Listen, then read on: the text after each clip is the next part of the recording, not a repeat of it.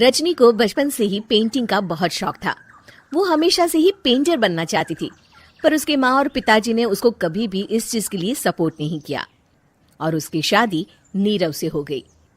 नीरव रजनी को बहुत प्यार करता था, पर रजनी हमेशा चुपचाप ही रहती। वो इस शादी से खुश नहीं थी। वो ये शादी नहीं करना चाहती थी।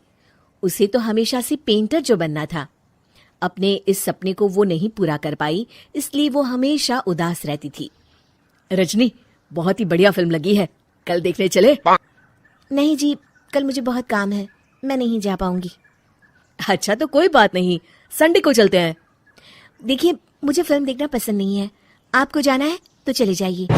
नीरव को मना करके रजनी वहां से चली जाती है और अपने बैग को खोलकर उसमें बंद पड़े ब्रश और कलर्स को देखकर रोने लगती है। रजनी, चलो ना कहीं बाहर खाने चलते हैं, कुछ तुम्हारी पसंद का। जी मुझे नहीं जाना, मेरी तबीयत ठीक नहीं है। रजनी वहां से चली जाती है। नीरव को समझ नहीं आता कि रजनी उससे इतना दूर क्यों रहती है। वो जब भी उसके साथ वक्त बिताना चाहता है, रजनी कोई ना कोई बहाना बना देती है। एक दिन घर पर कोई नहीं था। रजनी घर का सारा काम जल्दी से खत्म कर लेती है। घर पर अकेले होने के कारण वो सोचती है कि वो आज पेंटिंग करेगी।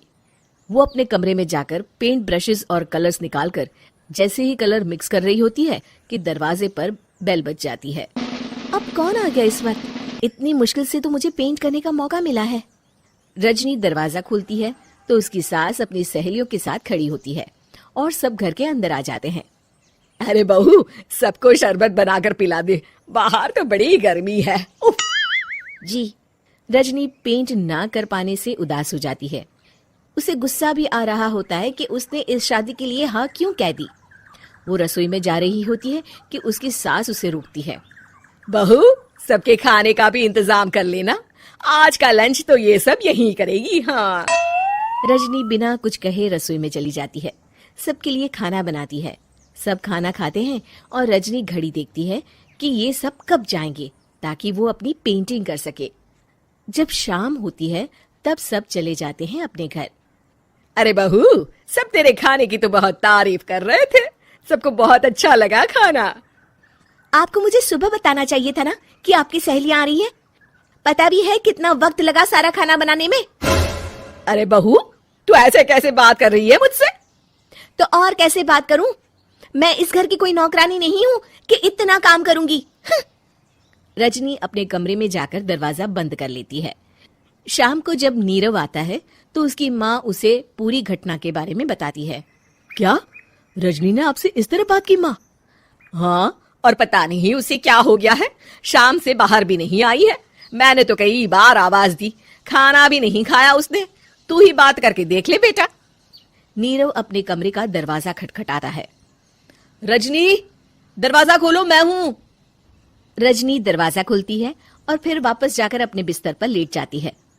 रजनी, माँ से बात करने का ये क्या तरीका है? मैंने कोई गलत बात नहीं की है। अरे तुम क्यों ऐसे बर्ताव कर रही हो सबके साथ? क्या तुम इस शादी से खुश नहीं हो? रजनी कुछ नहीं बोलती। अरे बताओ मुझे रजनी, क्या ये शादी तुम्हारी मर्जी के खिलाफ हुई है? हाँ, मैं ये शादी कभी नहीं करना चाहती थी। तुमसे क्या, मैं किसी से भी शादी नहीं करना चाहती थी। रजनी रोने लगती है। चुप हो जाओ रजनी, बताओ मुझे, तुम क्यों नहीं करना चाहती थी शादी? रजनी बेड के नीचे से अपने पेंटिंग्स, कलर्स, ब्रश, पेपर्स निकालती है। इतने में उसकी सास भी कमरे में आ जाती है। ये देख रहे हो, ये थे मेरे सपने। मैं पेंटर बनना चाहती थी, पर माँ पापा ने कभी सपोर्ट नहीं किया और मेरी शादी करवा दी। मेरे सारे सपने टूट गए। हर वक्त बस गुस्सा आता रहता है मुझे। मैं जानती हूँ कि आप लोगों की इसमें कोई गलती नहीं है, पर मैं क्या करूं, मुझे समझ में नहीं आता।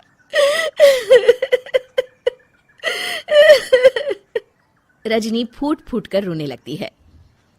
मुझे माफ कर दीजिए, आप दोनों के साथ मैं बहुत बुरा बर्ताव कर रही हूँ। अरे रजनी बेटा, चुप हो जाओ तुम। नीरव पानी लेकर आता है। ये लो पानी पियो और शांत हो जाओ।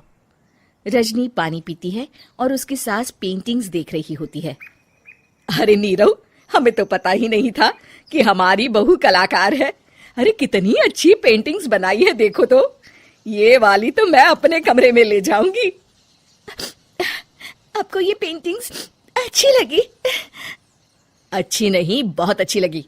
और तुमने हमें बताया क्यों नहीं? तुम जब चाहे पेंटिंग कर सकती हो रजनी।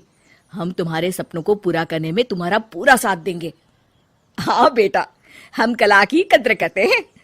हम कलाकार तो नहीं, पर मुझे गर्व है कि मेरी बहू एक कलाकार है। रजनी, नीरव और सास तीनों हंस पड़ते हैं।